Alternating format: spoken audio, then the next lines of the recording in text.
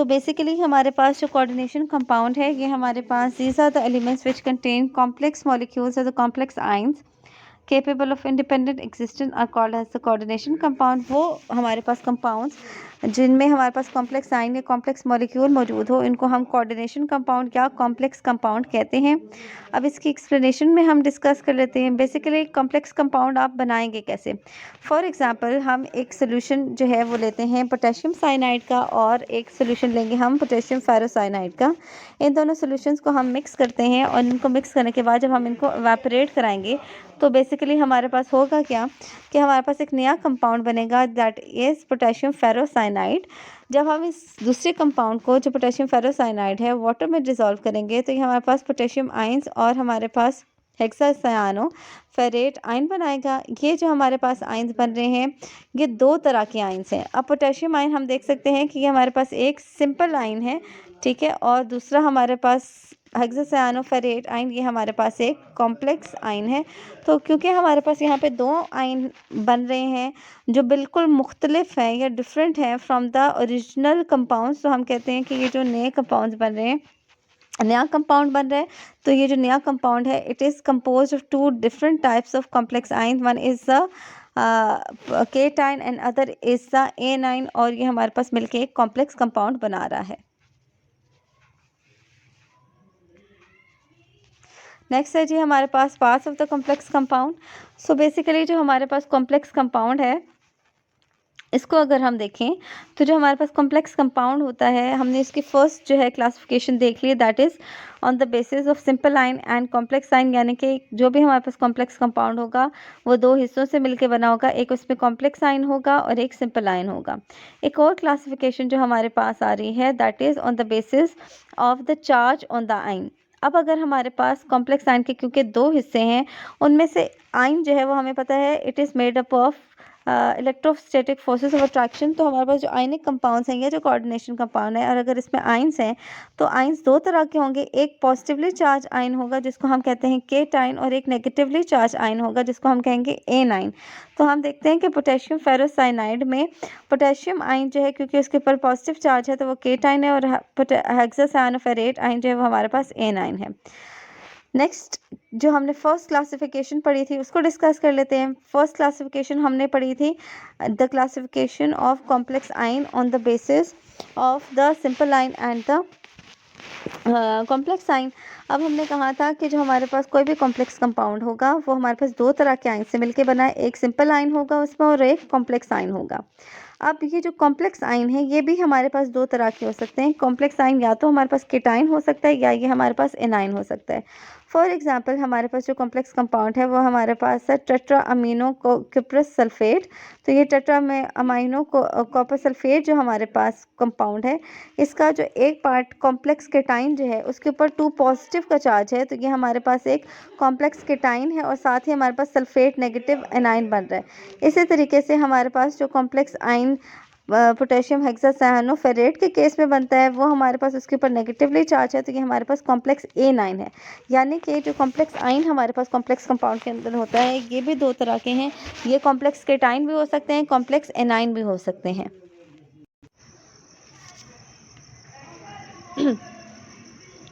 So further we are going to discuss the various components of complex compounds. So here we have the various components of the complex compounds which say कि जो हमारे पास complex compound है basically उसके हमारे पास जो है मुख्तलिफ parts हैं, उनको हम डिस्कस कर लेते हैं जी।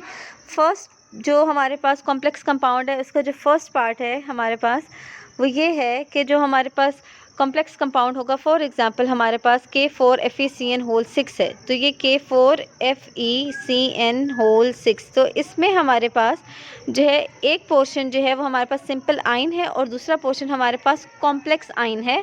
अब जो सिंपल आयन है वो हमारे पास पॉजिटिव चार्ज भी हो सकता है, नेगेटिव चार्ज भी हो सकता है। इसी तरीके से जो कॉम्प्लेक्स आयन है वो भी हमारे पास पॉजिटिव चार्ज भी हो सकता है और नेगेटिव चार्ज भी हो सकता है। तो जब कॉम्प्लेक्स आयन हमारे पास नेगेटिवली चार्ज है उसको हम कॉम्प्लेक्स ए9 कहेंगे, और जब हमारे पास कॉम्प्लेक्स आयन पॉजिटिवली चार्ज है तो हम उसको कॉम्प्लेक्स केटाइन कहते हैं।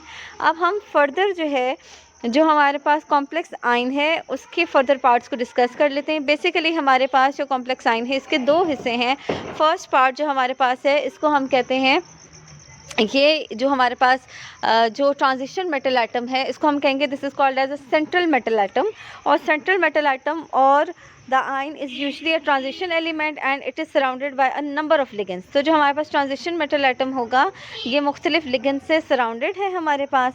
फॉर एग्जांपल हमारे पास जो पोटेशियम हेक्सासाइनोफेरेट के केस में हमारे पास जो कॉम्प्लेक्स आइन में जो सेंट्रल मेटल एटम है दैट इज़ आयरन।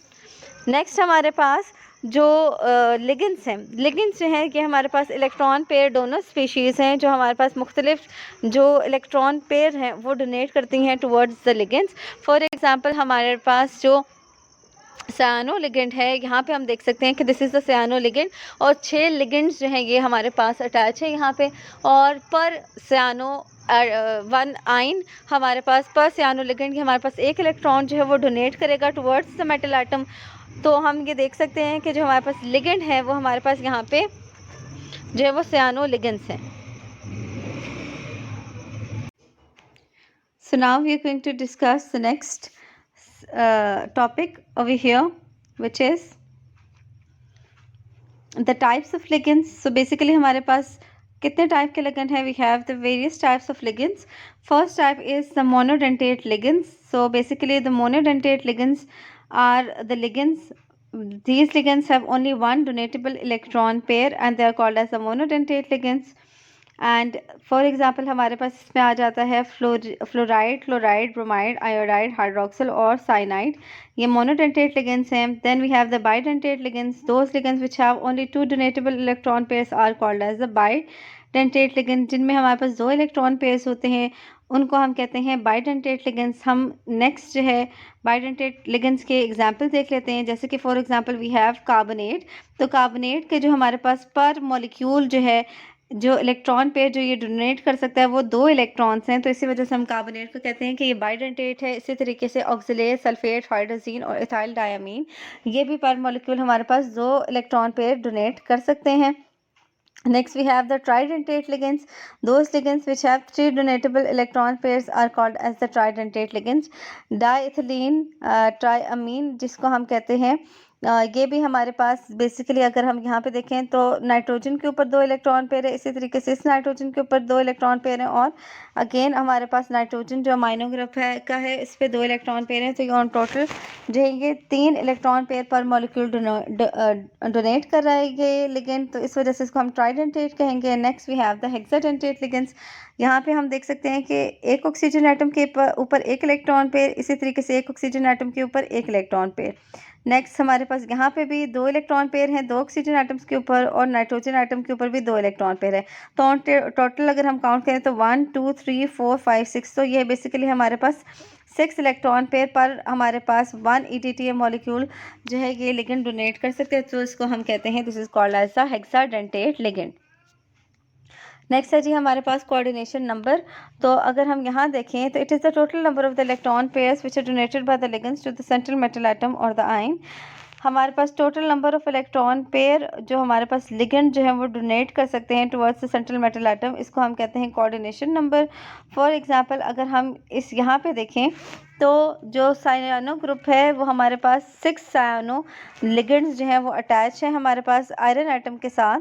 तो यहाँ पे जो हमारे पास कोऑर्डिनेशन नंबर है बेसिकली वो आ रहा है हमारे पास आयरन का, दैट इज़ 6। सिमिलरली कॉपर जो हमारे पास जो जितने इलेक्ट्रॉन पेयर्स हमारे पास यहाँ पे लिगेंड्स ने डोनेट किए हुए हैं टोटल वो हमारे पास जो है towards the central atom that is the coordination number. और अगर हम देखें तो यहाँ पे आयरन को जितने इलेक्ट्रॉन पेयर डोनेटेड हैं वो हमारे पास सानो 1 इलेक्ट्रॉन पेयर डोनेट करता है पर 1 सानो ग्रुप, तो हमारे पास 6 जो हैं वो इलेक्ट्रॉन पेयर जो हैं वो डोनेट होंगे।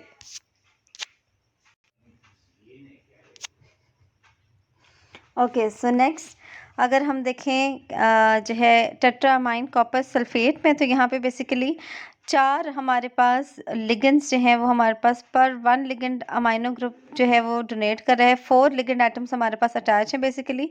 तो जो कोऑर्डिनेशन नंबर है हमारे पास कॉपर का दैट इज़ 4। सिमिलरली हमारे पास आगे हम निकल टेट्राकार्बोनिल को देखें तो यहाँ पे हमारे पास कोऑर्डिनेशन नंबर अगेन 4 है।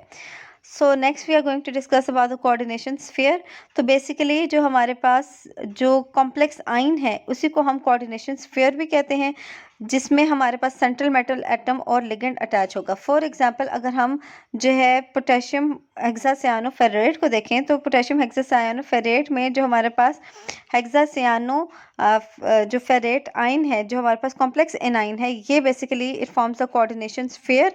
कोऑर्डिनेशन स्फीयर के अंदर हमारे पास लिगेंड एटम जो है वो ज्वाइन होता है विद द मेटल एटम, इसको हम कहते हैं कि, और ये इनक्लोज होता है इन स्क्वायर ब्रैकेट्स। सो इसको हम कहते हैं कि this is a coordination sphere and this coordination sphere it may be positively charge, negatively charge और इट मे बी न्यूट्रल।